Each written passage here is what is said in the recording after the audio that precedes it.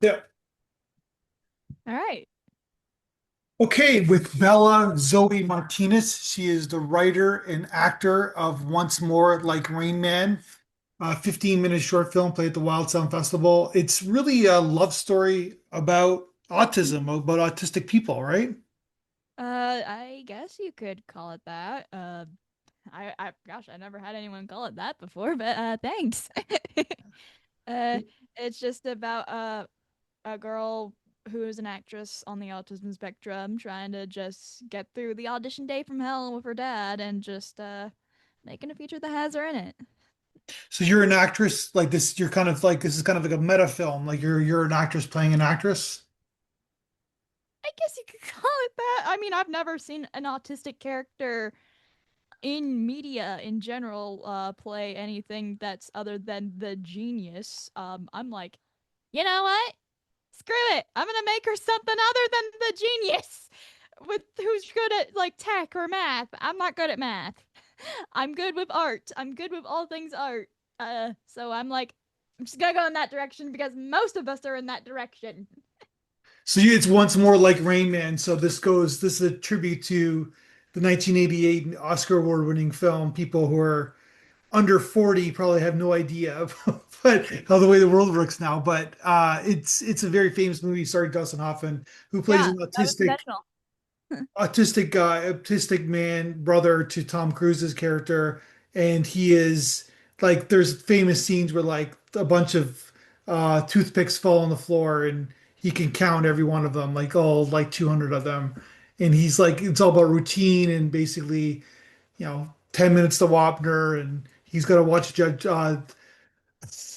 Wapner every that was which was a TV show back in the day, and it was just like about that. It was so that was the mainstream's version of autism, I guess, including myself.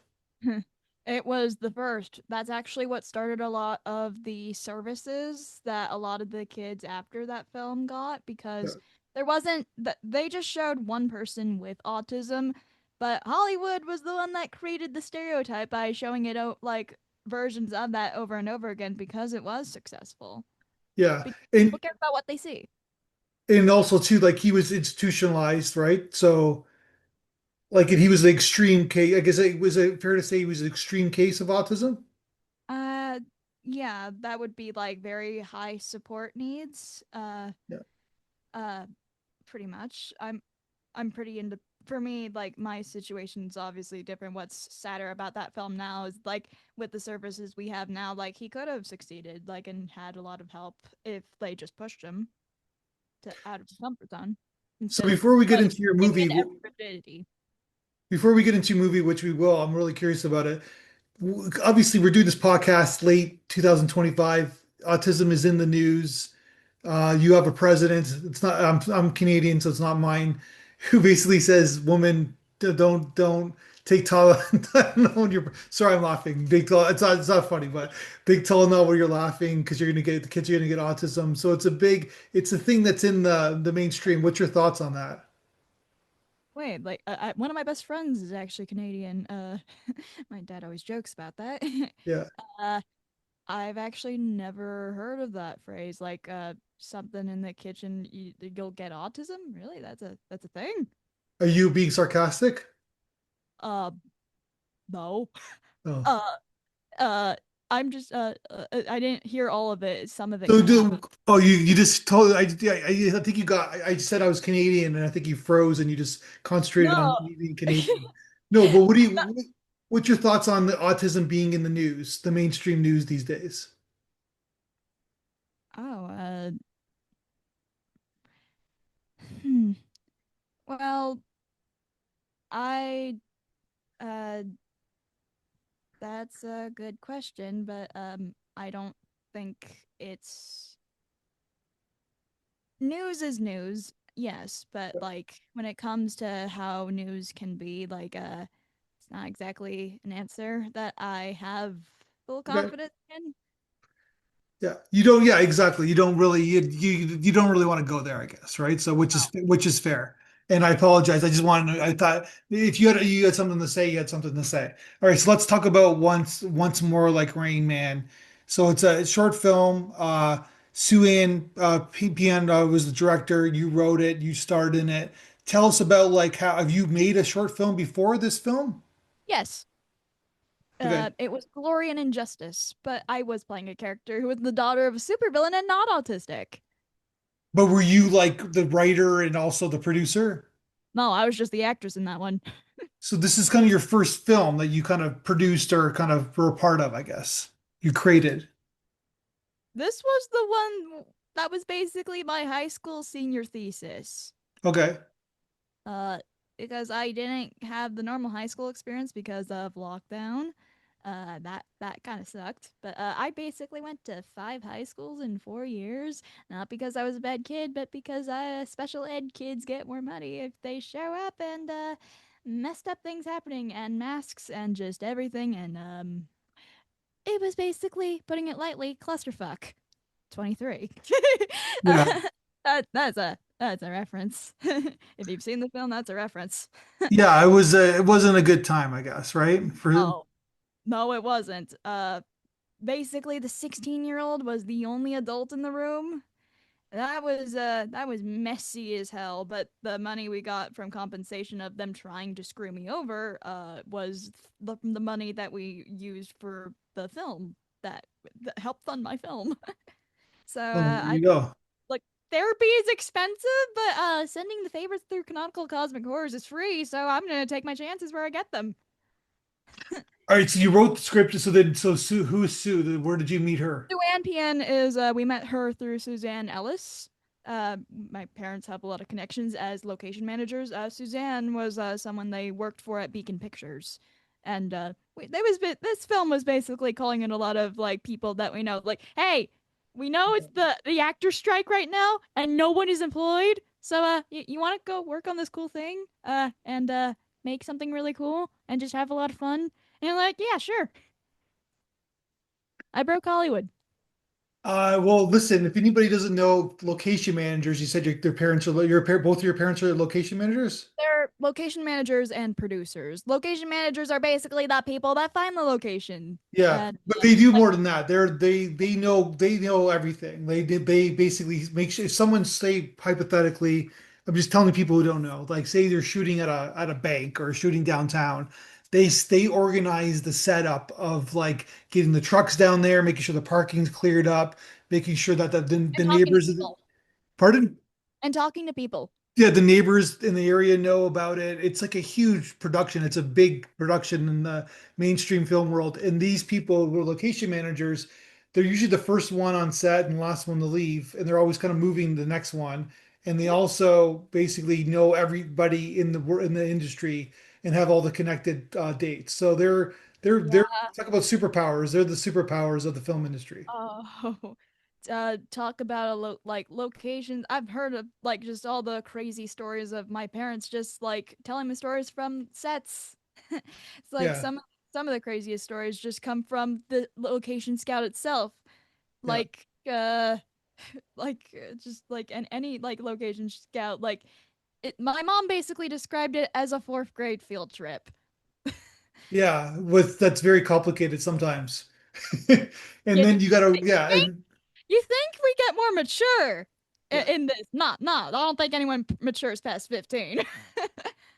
And the interesting thing about a film set is that you got the creative people, you got obviously, well, everybody's creative, but you got the creative people like the art department and the directors and the actors. And then you got the camera people who are obsessed with their cameras. Then you got the lighting people who are obsessed with gripping and lighting. And then you got the transport people who are the location manager is connected with that they're kind of like in their own little world themselves. And then so there's basically it's a mishmash of different personalities that the location manager has to organize and kind of deal with as well. So they're almost a therapist too, as well.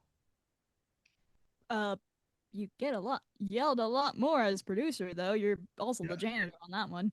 Well, generally, Uh, if you're the producer, you're in charge and nobody wants to yell at the boss, right? no, you get yelled at a lot more as the producer because the AD and like all other stuff. All right. You'd I be so surprised.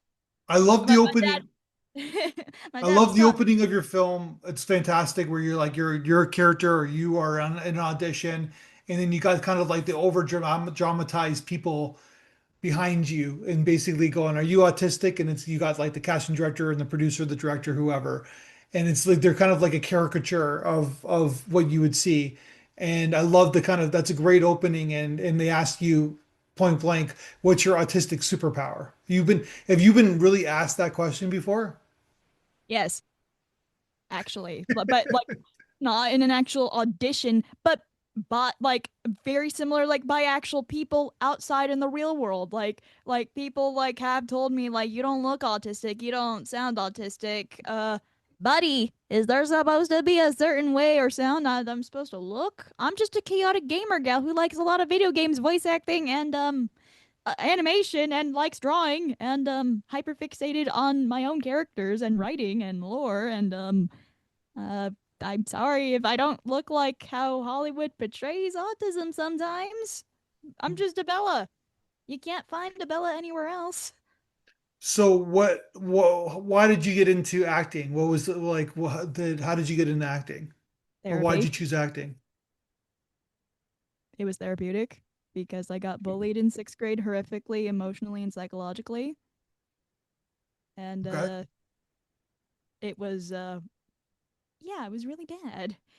It lasted a whole year, but an 11-year-old being like kind of left by the entire school system, yeah, that felt like an eternity. And I just kind of loved telling stories already. I always loved like making stories on like a camera recorder that my sister had, and just iMovie, like with like dolls or just like toys, and just like making stuff. I've always loved. I cannot stop myself from making stuff. I love just making stuff, whether that just be props or just like cosplay or just like anything in general that I can just get my hands on. I just love making stuff, and acting just turn like acting as a character. I've always loved that. Like I did like if you asked child me if if this is what I would be doing years later, she'd be like, "Wait a minute. We get to do this and have money to do this? And people want to see us do this? That's so cool."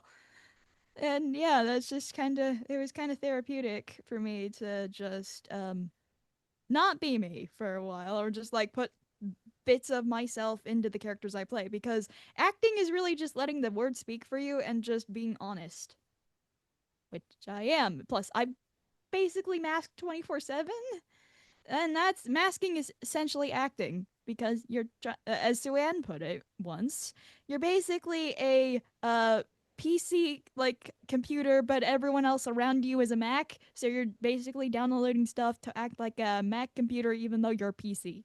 Yeah, gotcha. I like that's a good analogy. I like that. I Uh, kept that analogy in my head because something clicked with that. I'm like, huh, that makes sense. I never thought of it that way, but it makes sense. right, so you got some pretty heavy hitters in the film. Because I'm like the guy who's playing your dad. I'm like, who is this guy? How come I know him so well? We're like, where do I know him from? And then I realized he was from Breaking Bad, right? I kind of knew him from Amphibia. I never watched Breaking Bad Okay. before that point.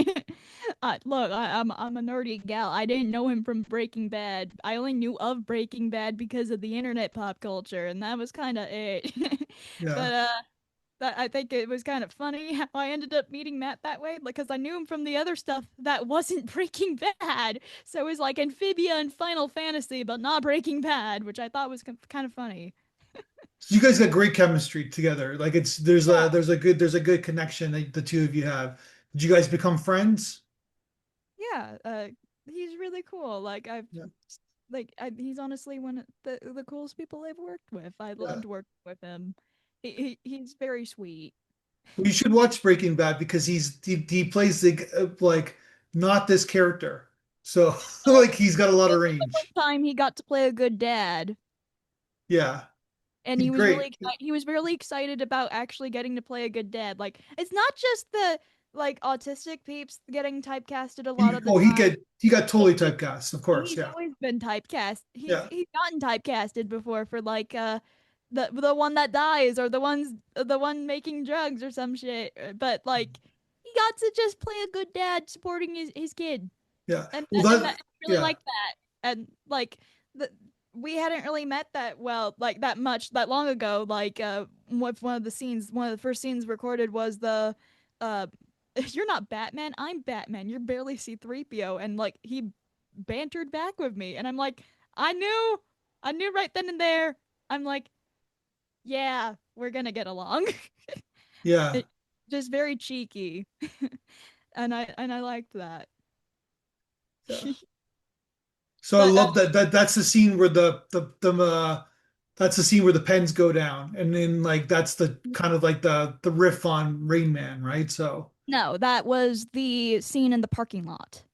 oh, but you're talking about Batman. There's a Batman scene when Yes. you guys are sitting in like the alley, the audition alley scene. You're kind of like in a weird, kind of like in a warehouse, and then the pens fall down on the floor, and then it's a riff on Rain Man. Yes, that Yeah, was. She asked me to count those. I'll kick her ass. yeah. So yeah, he's great, and the really nice direction by Suzanne because like it's almost filmed like a documentary where it's like a lot of handheld camera, and we're always on the move. Like we're always on the move in this film. Really nice direction. How is she to work with as a director? Sue Ann, I trusted her with the script wholeheartedly. I loved working with Sue Ann. This was her directorial debut as an actual She director. did a heck of a job. Sue Ann Pien was pretty much the reason the entire set was like chill as hell. Like it like accommodations were built in. 40% of the cast and crew were either on the autism spectrum or some different form of like neurodivergence and or disability.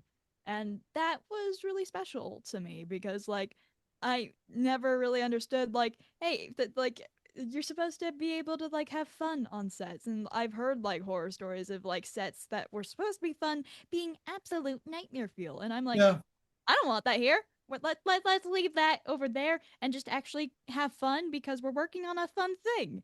Yeah, it should be fun. So everyone was just making jokes, everyone was having fun, just laughing and just like even when they only had like one scene to do, like they actually stayed long after their call, like just like to hang out and have fun and chill. yeah. We had like on-set jokes, and the quality of life was the best I've ever had, and I miss it dearly.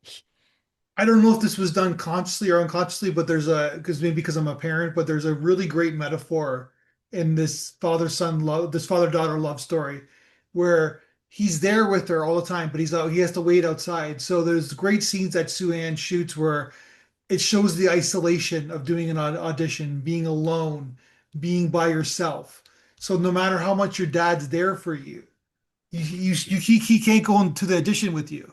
You have to close the door and go by yourself. And it's a metaphor for being a kid because like basically in the parent because the parent can only do so much. The parents still the kids got to go out on their own in the life and kind of do things by themselves, right? So I really like that how she shot those scenes. So Thank you. is that was that an attention in the script at all, or like that Oh, that just happened by osmosis in the film? that was unintentional, but thank you. Yeah, I think it's there though because it's really about your dad. Like he's the character of your dad, or maybe your dad in real life that he's there for you, right? But still, you got to Dad's grow a up dork. and you got to do it yourself. My dad's a big old dork, but I love him, and both my parents are really supportive, and I love him. Yeah, that's great. Do you have any siblings? I actually have two siblings. That's why Zoe is played the way she is. My siblings are actually the ones that animated the end credits. You can kind of see them in background. Like my brother's like sitting in the audition office in the first scene, like after Gerry hangs up the phone, but it's very brief. I think my sister was in that scene as well, just as background. They didn't want any speaking lines. They just wanted to be background because sometimes you just kind of that's kind of how it worked at that time.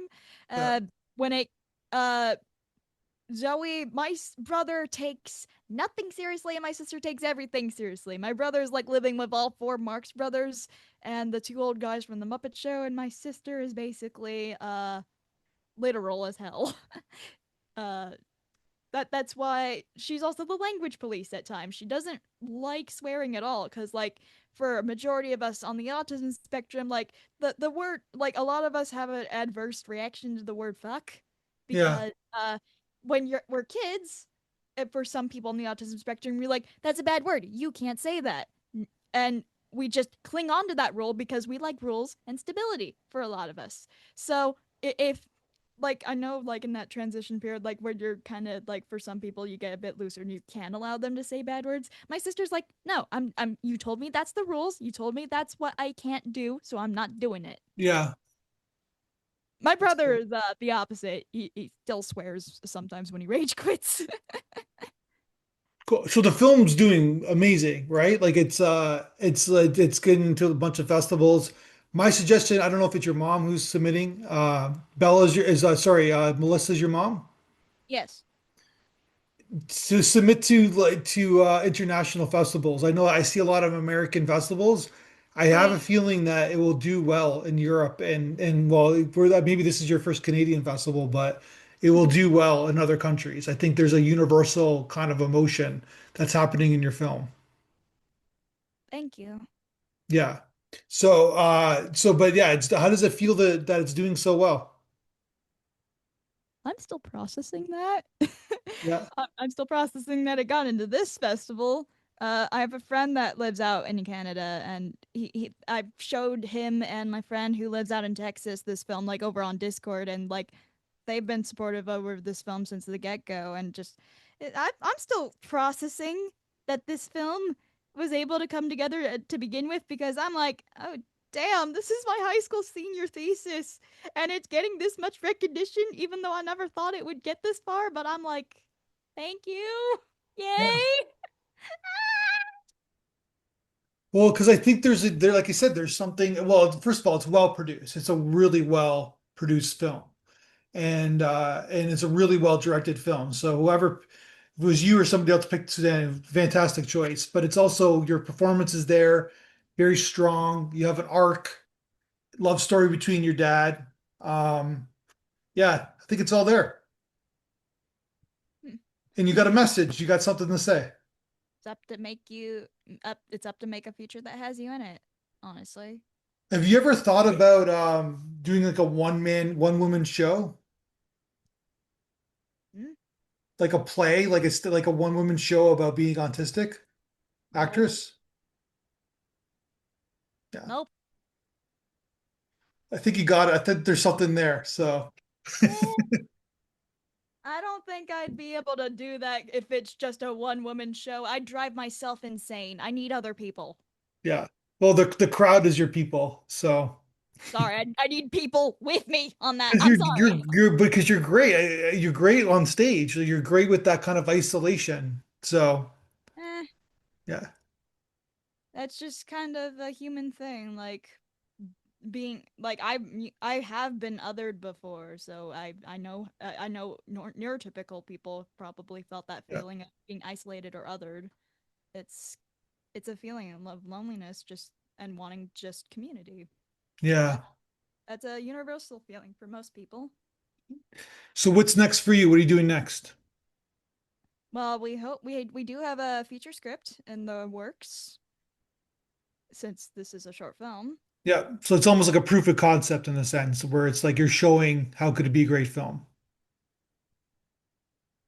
Yeah. Mm.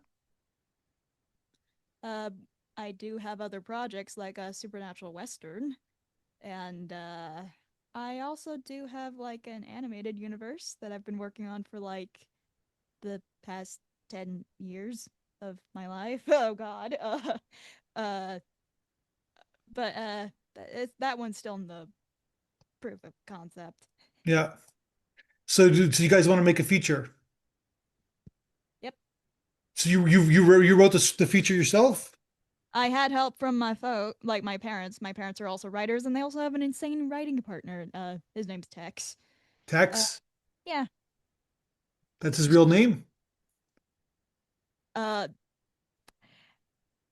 that's his nickname, but his real name is Weldon, like Weldon, Yeah. but he just goes by Tex. Where's he from? I'm assuming he's from Texas. Wisconsin. Yeah, I'm just kidding. It's actually a joke from Forrest Gump where he's like one of his I don't know if you've ever seen Forrest Gump. You've seen Forrest Gump?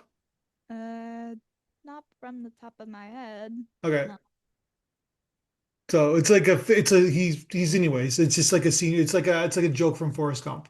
It's a good movie. You should take a look at it. All right. So what movie have you watched the most times in your life?